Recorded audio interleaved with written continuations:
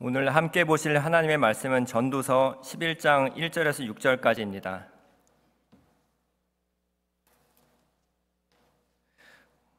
그럼 다 찾으신 줄 알고 읽도록 하겠습니다. 너는 내 떡을 물 위에 던져라. 여러 날 후에 도로 찾으리라. 7에게나 8에게 나눠 줄지어다. 무슨 재앙이 땅에 임할는지 내가 알지 못함이니라. 구름에 비가 가득하면 땅에 쏟아지며 나무가 나무로나 북으로나 쓰러지면 그 쓰러진 곳에 그냥 있으리라. 풍세를 살펴보는 자는 파종하지 못할 것이요 구름만 바라보는 자는 거두지 못하리라. 바람의 길이 어떠함과 아이벤 자의 태에서 뼈가 어떻게 자라나는지 내가 알지 못함 같이 만사를 성취하시는 하나님의 일을 내가 알지 못하느니라.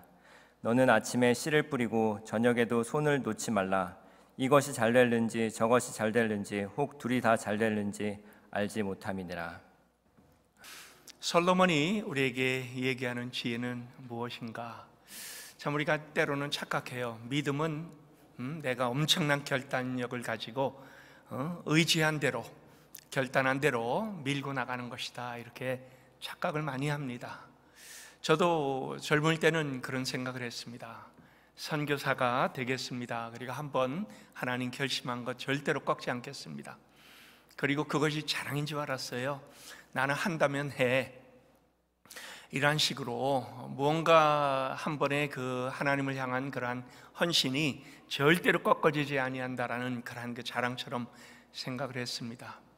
근데요, 이 남자는 분명하게 개성이 좀 있어야 되고 고집이 있어야 되고 미련한 것처럼 또 밀어붙이는 것이 있어야 된다. 참 이런 모습을 생각을 했는데요, 솔로몬의 전도서를 보니까 오늘은 우리가 이 결론 부분으로 들어갑니다. 근데 전도서에서 이 솔로몬이 얘기하는 그러한 그 결론은요, 진정한 지혜란 내가 무언가 결단을 하고 의지력 가지고 밀어붙이는 것이 아니라 매사에 하나님의 뜻을 찾는 것이다. 어떻게 보면요, 나는 굉장히 유유부단한 것처럼 보입니다. 개성이 없는 것처럼 보입니다. 뭔가 약한 것, 그리고 이 남자가 물른 것 같은 그러한 그 모습이 보여지지만, 그러나 진정한 강함과 진정한 지혜는 하나님께서 나에게 뭘 원하시는가, 그리고 내가 아무리 결단했다 하더라도 하나님께서 아니야, 그것이 아니야 라고 하면은 그것을 얼마든지 내려놓을 수 있는 사람, 그리고 하나님의 뜻대로 하나님 원하시는 그러한 그 방향을 재설정해서 뒤로 돌아갈 수도 있고 옆으로 갈 수도 있고 잠시 멈출 수도 있는 사람. 제일 중요한 것은 하나님의 뜻이 무엇인가를 알고 그 다음에 하나님의 뜻대로 행할 수 있는 것이 지혜다라고 얘기를 합니다. 진정한 지혜, 하나님을 신뢰하고 하나님을 통치하고 하나님의 주권을 분명히 아는 것. 여러분, 근데 이게 쉽습니까? 이번에 제가 여행을 하면서 사람들을 만났습니다. 이 대화를 하다가 그런 얘기가 많이 나왔어요. 옛날에는 선교지 가면 이것을 하려고 꿈을 잔뜩 꾸고 준비를 많이 하고, 그 다음에 또 하고 싶은 그러한 길도 많았고, 그 다음에 성취하고 싶은 그러한 그 부분도 많았는데, 근데 그 다음에 결론이 뭡니까? 내가 원하는 대로 이루어진 것 하나도 없습니다. 근데 뒤돌아보니까요, 그 안에 기쁨이 있더라고요. 내가 원하는 것 하나도 이루어지지 않았는데 하나님께서 원하시는 것을 다 이루셨다.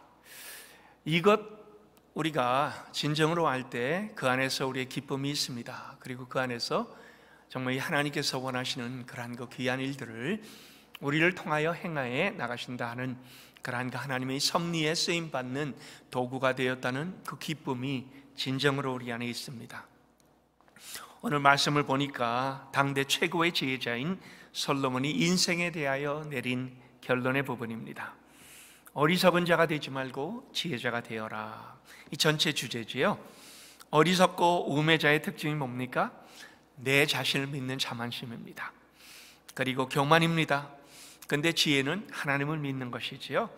그리고 보이지 않는 것에 대한 신뢰입니다. 여러분, 이게 믿음이에요. 하나님께서 모든 것을 주관하시고 인도하시고 주장해 가신다라는 그 믿음, 그리고 바로 그 믿음에서 우리의 비전이 나옵니다. 그래서 이 믿음과 비전은 동일한 그러한 그 부분입니다. 믿음의 특징이란 알지 못하는 것을 아는 것처럼, 보이지 않는 것을 보는 것처럼, 그리고 제일 중요하게요, 내 자신의 눈이 아닌 믿음의 눈으로, 믿음의 렌즈로 모든 것을 봤더니 그 안에 하나님께서 원하시는 그 하나님의 마음이 드러나더라라는 그런 계획입니다. 인간의 눈으로 보고요, 솔로몬은 모든 것을 취하려고 했습니다. 가장 지혜 있는 자가 되려고 했습니다. 가장 높은 것을 추구했습니다.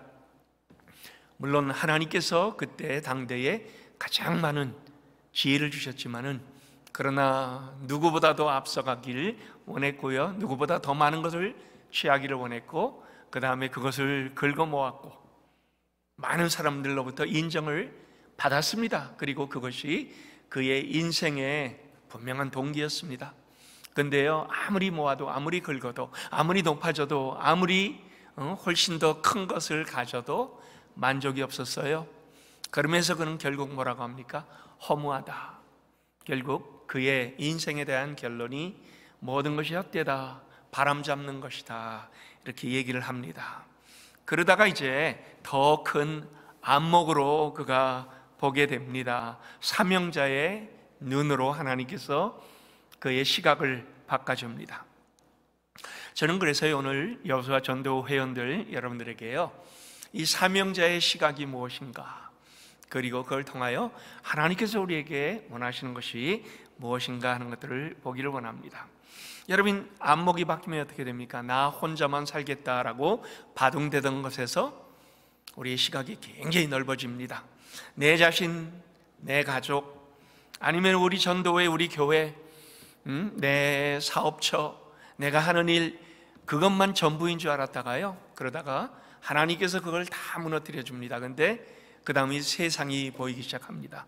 뭐 그렇다고요? 세계를 경영하라라는 그러한 그 말은 아닙니다. 이 좁은 바닥을 벗어나라, 넓은 시각으로 객관화 시켜서 자잘한 것에서 벗어나라라는 그런 그 얘기죠. 역동적인 삶이 뭡니까? 하나님께 주시는 그 뜨거운 마음으로 우리의 가슴을 불태우는 겁니다. 이걸 우리는 열정이라 이렇게 얘기를 합니다. 40대에, 여러분이 40대입니다. 삶의 방식, 여러분이 40대에 결정한 건요, 인생 끝까지 가게 됩니다. 말씀을 보니까요, 이 청년이요 청년의 때이라는 얘기가 11장에 많이 나옵니다. 9절에도 보세요. 청년이여 내 어린 때를 즐거워하며 내 청년의 날들을 마음에 기뻐하여, 이렇게 나오죠. 12장 1절도 처음부터 너는 청년의 때에 너의 창조주를 기억하라. 왜요? 솔로몬이 그렇게 하지 못했거든요. 인생 다 살고 나서 나중에 보니까 그가 지혜가 생겼습니다. 청년의 때는 그냥 무지함으로, 청년의 때는 자기 의지로, 청년의 때는 결단한 것을 그냥 막 밀어붙이는 그러한 그 형식으로 살았는데 다 헛되다라는 거예요. 요즘은 40대가 청년 때입니다. 요즘 그 시절이 바뀌었어요. 40대면 엄청나게 젊은 청년입니다. 여러분이 서로 한번 돌아보시면서 우리는 젊은 청년이 한번 해보세요. 여러분들이 젊은 청년입니다. 이 40대에 하나님께서 새로운 그러한 그 삶의 시각을 가지고 평생을 하나님 안에서 이 지혜로운 시각으로 살아갈 수 있기를 바랍니다. 솔로몬이 경험한 인생의 그의 경험이 뭡니까? 한마디로 인생은 예측할 수도 없고 이해할 수도 없고 답을 내릴 수도 없다. 그러면서 그 다음에 모든 것이 헛된데요, 나중에 11장에 보니까 그러나 확실한 것이 있다라고 합니다. 확실한 것이 뭡니까? 보니까 주는 것이 남는 것이다, 나누는 것이 헛된 것이 아니다라고 합니다. 진정한 지혜는요 역설적이에요. 아주 11장은 난해한 구절로 시작을 하지요. 너는 내 떡을 물 위에 던지라, 여러 날 후에 도로 찾으리라. 7배나 8에게 나눠줄지어다. 무슨 재앙이 이 땅에 임하는지 내가 알지 못하니라. 이 구절은요, 역사적으로 이 주애가들을 아주 난해하게 만들었습니다. 대체 성경이 무슨 얘기를 하려는 것인가? 이 구절을 가지고 참 다양한 그러한 그 결론에도 도달을 했고요. 그 다음에 또 여러 가지 억측도 많이 만들어 냈습니다. 그러면서 구제에 관한 메시지로 해석하려고 하는데요. 그러나 보니까 성경은 보통 이 문맥을 통하여 해석이 되는데요. 문맥상 이게 구제에 대한 얘기는 전혀 아닙니다. 그래서 이 구제에 생각하다가 그건 아니다. 그 다음에 이제 도전에 대해서 생각을 해봤습니다. 근데 아무리 도전을 통하여 이 전체 문맥을 이해를 하려고 해도요, 그러나 이 도전을 통하여 나타나는 하나님께서 주시는 지혜가 그 안에 담겨 있지 않습니다. 보통 아마 한 4, 50년 전까지만 해도요, 어떠한 해석이 가장 많았느냐 하면은 이러한 해석이 많았습니다. 그 무역선에서 운영하는 상인의 시각에서 그 구절을 이해를 합니다. 그래서 배에 물건을 잔뜩 실어서 무역선을 내보내는 선주의 심정이지요. 다시 돌아오기를 기다리는 마음입니다. 여러분이 무역은 배가 한번 떠나면은 여러 달 후에 다시 돌아옵니다. 근데 그때까지 어떠한 일이 일어났는지 알 수가 없어요. 배가 선팔 당했는지 가서 물건을 잘 팔아갖고 이익을 남겼는지 전혀 알 수가 없습니다. 바다의 위험도 있습니다. 그래서 뭐라고 합니까? 짐도 7, 8개로 나누어라. 그래야 혹시 어려울 때 보존되는 것이 있지 않겠는가, 이렇게 생각을 합니다. 서양 속담에 계란도 한 바구니에 전부 담지 말라라는 말이 있지요. 비슷한 그러한 그 얘기로 이것을 이해를 했습니다. 그래서 웅크리지 말고 도전하라. 위축된 인생을 살지 말아라.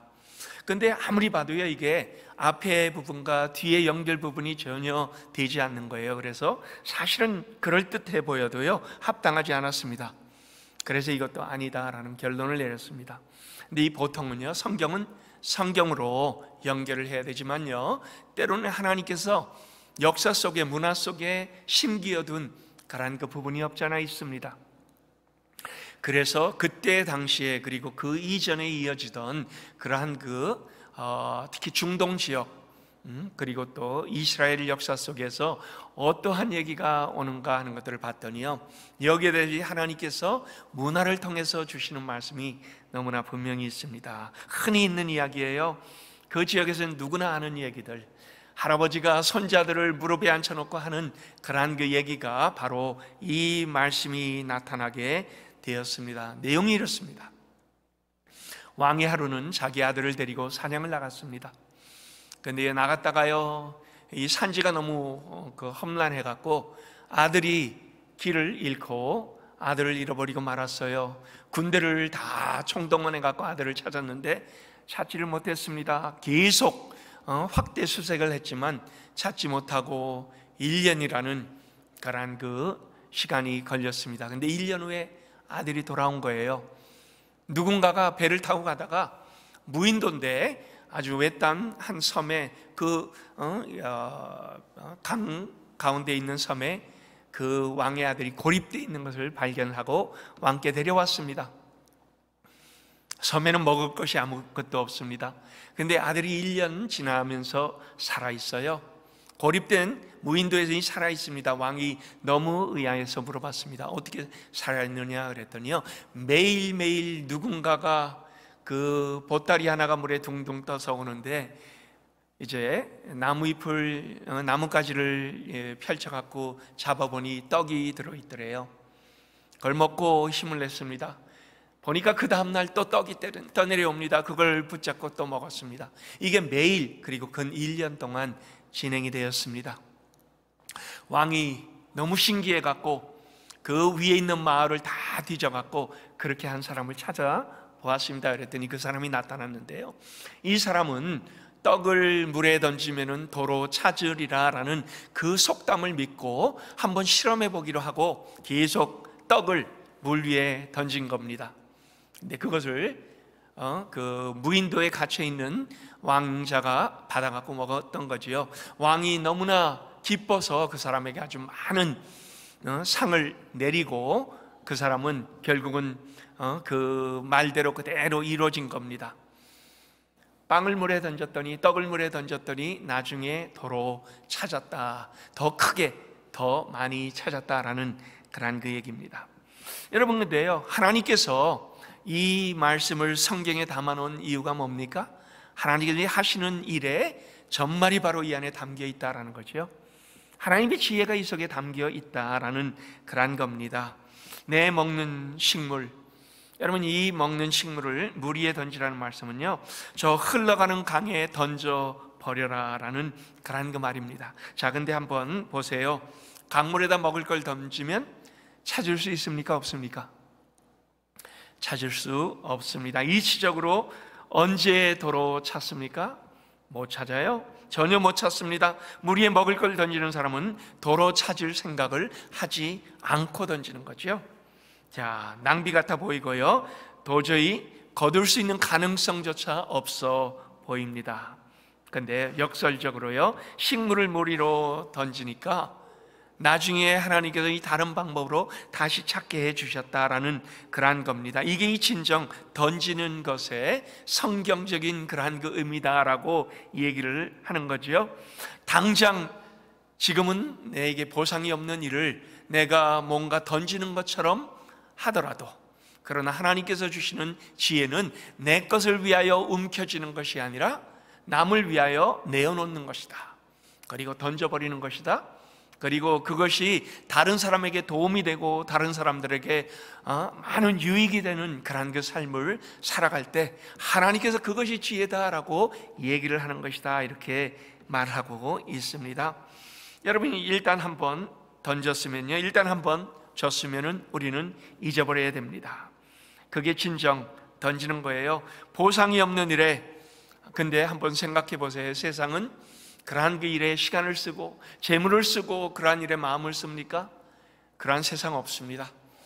물론 요즘은 다양하게 필란트로피 해서 사람들에게 도움을 주는 그러한 그 일들이 생겨나기는 합니다만은, 그러나 그것이 진정 그 전체적인 그러한 그 하나님께서 주시는 마음과 연결되는 일반적인 은총이지, 그러나 이 특별한 은총과 연결되지는 않습니다. 그래서 사람들은요, 내게 조금이라도 손해가 된다, 아니면은 내가 지금 당장 무엇을 하면서 거기에 대한 어떤 유익이 내게 보여지지 않는다 그러면은 그 일에 선뜻 발을 들여놓으려고 하지를 않습니다.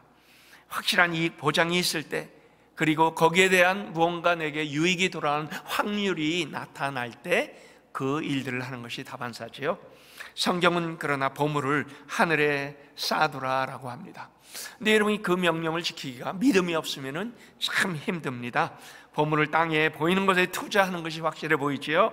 당장 내 눈에 확인할 수 있는 것에 내가 투자하고 계산해보고, 그 다음에 눈으로 계속 다양하게 그 지표를 살펴보면서 우리는 투자를 하지, 보이지 않는 것에 투자하려고 하지를 않습니다. 근데 성경은 완전히 반대적인 얘기를 하고 있습니다. 물에 던지라. 여러분, 이 물이 의미하는 것이 뭡니까? 우리의 주변입니다. 이웃들입니다. 그리고 때로는 어렵고 힘든 그러한 이 사회적으로 소외계층을 얘기하고 있습니다. 이웃에게 도로 찾을 생각 없이 베풀라. 근데 한번 보세요. 나를 위해 쓴 것, 나를 위해 투자한 것은 언젠가는 다 없어지고 맙니다. 좋은 음식, 비싼 옷, 사치, 쾌락을 위해 쓴 모든 것들 다 흘러가 버리는 그 강 위에 떠갖고 그냥 없어져 버리는 그런 것처럼 사라지고 맙니다. 근데요, 내 떡을 다른 사람을 위해서 나눈 것, 여러분, 다른 사람을 위해서 내가 베푼 것은요, 전혀 없어지지 않습니다. 도움을 받은 사람, 그 마음과 그 인생 속에 그대로 남아있게 됩니다. 감사가 그 안에 인이 박히도록 남아있게 됩니다. 솔로몬이 누구에게서 이 얘기를 들었겠어요? 당연히 그는 유태인의 전설처럼 여러 세대를 거쳐 나오는 그 말씀을 여기에 쓴 것이고요, 읽는 사람들은 당시에는 그 뒤에 숨겨진 그 내용을 너무나 분명하게 금방 알아챘을 겁니다. 여러분이 어떤 사람이요? 재단을 만들어 갖고 아주 귀한 일을 한다는 얘기를 우리가 듣습니다. 또 어떤 분은요, 계속 장학금을 지원한다는 그러한 그 말을 들으면요, 아마 이런 생각을 하는 분이 있을 거예요. 아, 나도 그 사람처럼 돈이 많으면은 얼마든지 할 수 있을 텐데, 이렇게 생각하는 분이 아마 많이 있겠지요. 근데 여러분, 다 핑계입니다. 왜요? 나눔은 액수가 아니고 마음이다 라고 성경은 우리에게 분명하게 얘기하고 있기 때문입니다. 많은 사람들이요, 왜 장학금을 그렇게 휘사를 합니까? 그분들을 우리가 찾아보면요, 옛날에 장학금으로 도움받은 사람들이 많습니다. 즉, 나에게 도움을 받은 건요, 나중에 남에게 또 도움을 주는 걸로 이것은 흘러 넘칩니다. 그 믿음을 가진 사람은요, 그 안에서 누군가가 나에게 준 것을 나는 또 그것을 나눌 수 있는 그러한 그 모습으로 많이 하나님께서 우리의 삶의 인격을 변화시켜 준다라는 겁니다. 여러분이 물에 던진 것은 돌고 돕니다. 하나님께서 우리에게 주신 이치입니다. 저는요, 우리 여호수아 전도회 그리고 영생 모든 가족들이요, 내가 누구에게 무엇을 받을 수 있을까라기보다는 내가 누구를 도울 수 있을 것인가, 내가 누구에게 도움의 손길이 될 수 있을 것인가, 이것이 먼저 생각되는 그러한 그 믿음의 가정들이 되기를 바랍니다. 왜요? 그걸 누가 봅니까? 우리의 자녀들이 봅니다. 가장 가까이서 우리의 자녀들이 그것을 봅니다. 그것은 입으로 가르치는 것이 아니라 행동으로 그들에게 보여주는 겁니다. 그리고 그러한 그 귀한 행동은 대를 이어서 계속 진행이 됩니다. 주는 자가 받는 자보다 복되도다라는 하나님의 말씀입니다. 저는 바로 이것이 하나님께서 우리에게 주시는 마음으로 우리 특별하게 여호수아 전도회가 우리 40대 청년회 때부터 이러한 귀한 삶을 살아가는 여러분들 되시기를, 성경이 얘기하는 귀한 지혜가 여러분 삶에 넘치기를 예수 그리스도의 이름으로 축원합니다. 두 번째, 이제 보니까 전도서 2절, 3절 계속 연결이 되어 있습니다. 사실은 1절부터 우리가 보면은 나타나는데요, 2절에 보니까 7에게 8에게 나눠줄지어다 무슨 재앙이 땅에 임할는지 내가 알지 못함이라. 여러분, 여기에 보니까요, 7이나 8에게 나누는 것과 떡을 물 위에 던지는 것과 같은 맥락으로 나와 있습니다. 근데요, 내가 가진 것을 다른 사람을 위해 쓰라, 베풀라, 이러한 말씀인 것 우리가 분명히 합니다. 근데 7이나 8, 이게 무슨 얘기입니까? 보니까요, 우리가 인생을 살아가면서요, 보통 유대인들의 이 숫자, 즉 가장 가까이 인생에서 관계를 맺을 수 있는 그러한 그 숫자를 얘기합니다. 유대인들의 지혜 속에 이 숫자가 등장을 합니다. 물론 우리는요, 살아가면서 훨씬 더 많은 그런 사랑과 아마 관계적인 그러한 그 부분들이 많이 있을 거예요. 훨씬 더 많은 숫자의 사람들을 상대합니다. 근데요, 여러분, 삶의 여정에서요, 등장한 모든 사람들과 아주 가까이 영향을 주고받는 그러한 길들은 불가능할 겁니다. 그래서 여기에서 이 숫자가 등장을 하는 겁니다. 여러분이나 저나 살아오면서 많은 사람 만났습니다. 근데요, 마음속에 남아있는 사람, 그리고 또 마음속에 애틋하게 생각한 사람은 아마 7이나 8, 그 이상 되는 사람은 없을 겁니다. 근데 그런 사람들이 누굽니까? 보통은요, 삶에서 영향을 주고 받은 사람입니다. 삶에서 어려움이 있을 때 서로 함께 나누는 그러한 그 아름다움을 같이 나눴던 사람들, 이러한 그 숫자가 바로 마음속에 남아있는 사람들일 겁니다. 가장 여러분이 기억나는 사람이 누구예요? 고마운 사람들이지요.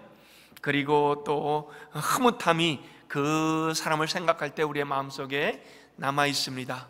저도 이 생각을 해보면요, 한국에서 아니면 또 LA에서, 물론 이곳에도요, 참 그런 사람들이 몇이 참 마음으로 아주 애틋하게 생각나는 사람이 있습니다. 특별하게요, 참 LA에 계시는 한 분은요, 그 MK 사역을 위해서 10년 동안 매해마다 5만 불씩을, 그래서 10년이면 50만 불입니다. 그걸 계속 지원을 하더니요, 그 다음 단계로 가서 난민 사역을 위해서 선교사님 어떻게 해야 됩니까? 그래갖고요, 이곳저곳에 난민 학교를 세우고 난민들을 지원하는 사역을 하고 있습니다. 이번에 만났는데요, 보니까요, 이 팬데믹 기간 동안에 당연히 그가 하는 일은 많이 축소가 되었습니다. 근데요, 그래요, 이상하게도 나누는 데 있어서의 재정은 하나도 줄어들지 않습니다. 예, 그것이 하나님의 이치입니다. 제가 그랬어요.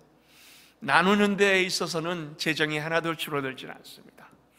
하나님께서 하시는 일은요, 참 우리가 모르는 데서 하나님께서 채워주시고, 그것을 또 더 나누게 하시고, 그것을 더 아름답게 사용할 수 있는 그러한 그 모습으로 만들어 줍니다. 저도 이 선교사로 있을 때요, 현지인들 중에 얼마든지 줄 수 있는 사람이 있으면요, 보면서 줄 수 있도록 항상 주머니를 채우고 다녔습니다. 지금도 선교사님들 보면요, 물론 제가 선교사였기 때문만은 아닙니다. 그러나 선교사님들 보면 그냥 보내고 싶지 않아요. 뭔가 꼭 손에 들려서 보내고 싶은 그러한 그 마음뿐입니다. 왜요? 이것이 바로 하나님의 마음이고, 하나님을 통해서 하나님께서 진행하시는 귀한 하나님의 일들이 되기 때문입니다. 자, 근데요, 그 다음에 아주 이상한 구절이 나옵니다. 2절 후반절에 무슨 재앙이 임할지 내가 알지 못하니라. 이 삶의 이치를 얘기하지요. 그런데 이것을 식물을 물 위에 던지라는 권명과 어떠한 상관 관계가 있습니까? 아마 이 눈치 빠른 분들은요, 이 솔로몬이 무슨 얘기를 하려는지를 아마 이미 눈치를 채신 분이 있을 겁니다. 의도가 뭡니까? 우리가 베풀 수 있을 때, 줄 수 있을 때, 가능함이 있을 때 나누라. 여러분, 우리는요, 때로 지금은 큰 소리 치며 살지만요, 언젠가 이 뒤에 이제 재앙에 대해서 얘기를 합니다. 재앙을 당해서 남의 도움을 받아야 될 때가 있을지 누가 아느냐? 우리의 인생이, 우리는 한 치 앞도 예측할 수 없는 그러한 그 인생을 살아가고 있는데요, 그러나 하나님은요, 여기에서 돈을 쌓아두고 돈을 의지할 때는 한번 잃으면요, 모든 것을 다 잃게 됩니다. 그러나 우리가 관계에 집중하고 관계를 통하여 그 관계가 돈독해질 때요, 나중에 우리가 도움을 줄 때 나중에 또 도움을 받을 수 있는 그러한 그 관계의 중요성에 대하여 하나님께서 얘기를 하는 겁니다. 그래서 내 손에 힘이 있을 때, 내 주머니에 여유가 있을 때 베푸는 보람 속에 살라, 베푸는 즐거움을 가지라. 나눌 수 있는 가능성이 있을 때 베풀고 나누게 되면요, 나중에 태풍과 같이 어려움이 닥칠 때, 그리고 내가 주저앉는 그러한 그 경우가 생길 때 도로 받으리라, 도로 찾으리라.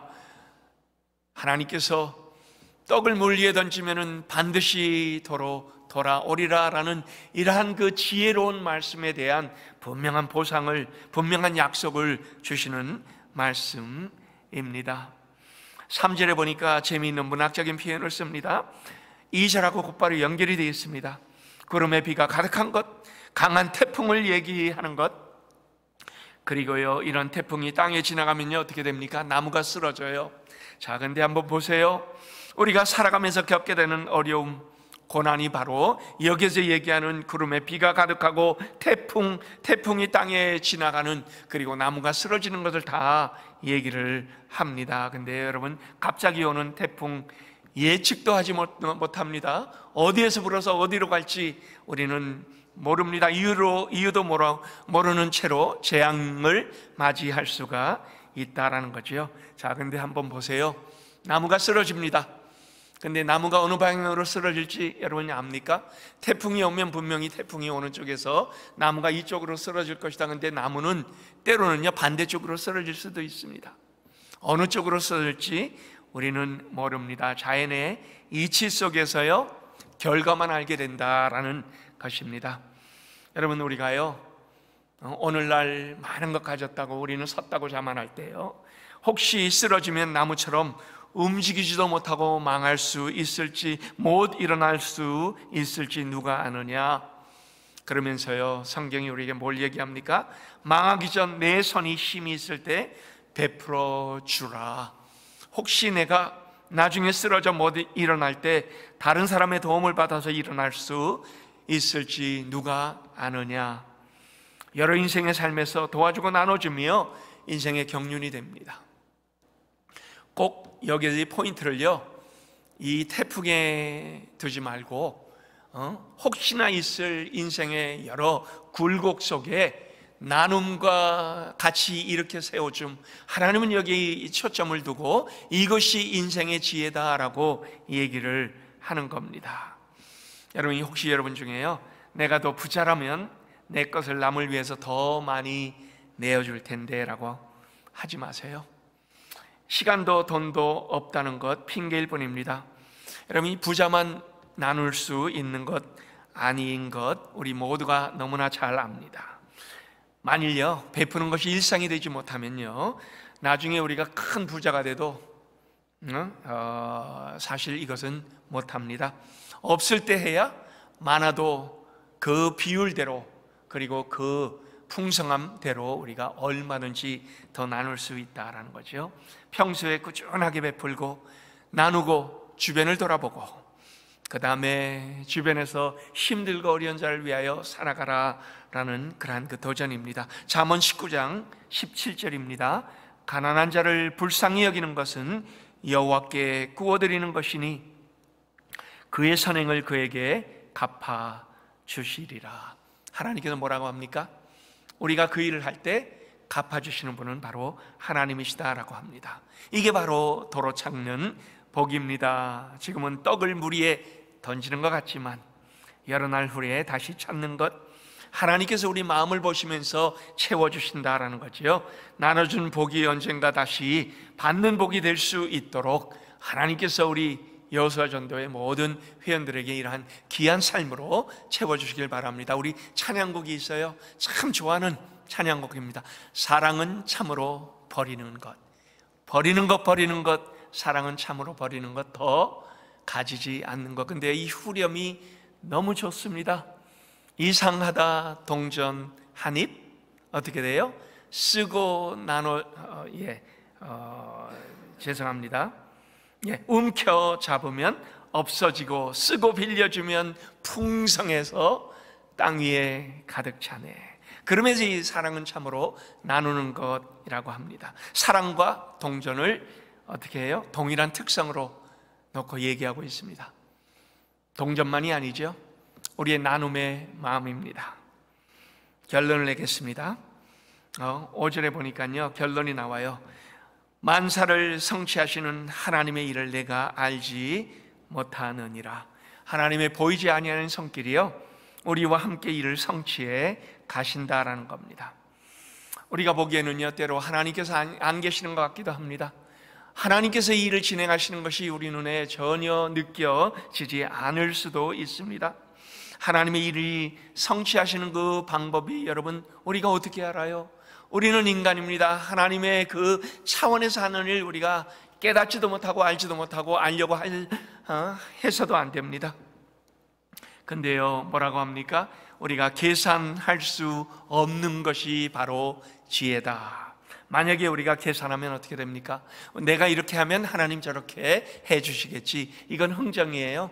이건 지혜가 아닙니다. 무언가 바라면서 우리가 이 일을 하면요, 그것은 신앙이 아니다라는 거죠. 그것은 하나님께서 원하시는 믿음의 방편도 아닙니다. 하나님 성취하시는 방식 우리는 알지 못합니다. 그러나 분명한 것은 하나님의 마음만은 압니다. 그리고 우리의 헌신이 온전히 하나님 나라 위해서 쓰임받을 때 하나님께서 누르고 흔들어서 여러분에게 다시 갚아주시겠다. 우리 영생교회가 이러한 교회가 될 수 있기를 바랍니다. 이러한 귀한 나눔의 이치가 바로 우리 여호수아 전도의 모든 회원들, 오늘 또 아파서 이 자리에 함께하지 못하는, 그러나 영상으로 함께하시는 여러분 가정 위에, 여러분 삶 위에, 그리고 또 여러분의 삶을 통하여 여러분 자녀 위에 충만하게 임하시기를 예수 그리스도의 이름으로 축원합니다.